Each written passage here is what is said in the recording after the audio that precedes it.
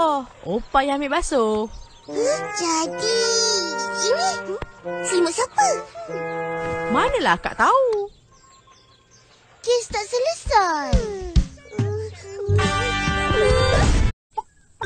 Kau ambil ke?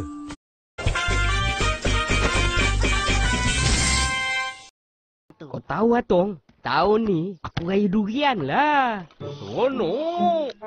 Kenapa? Pokok durian aku semuanya lebat berbunga.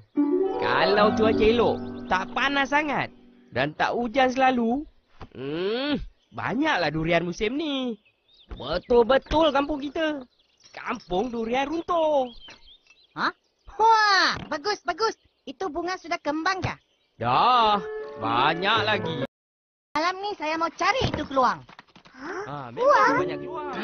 Tapi kali ni banyak. Ha? Ya, Kakak, wang apa? Hanya, bukan uang, keluang. Itu binatang bila jual boleh buat uang. Wah, kita orang nak. Boleh ke? Hei, budak! Main-main saja. Bodoh! Bikin kacau saja ini budak.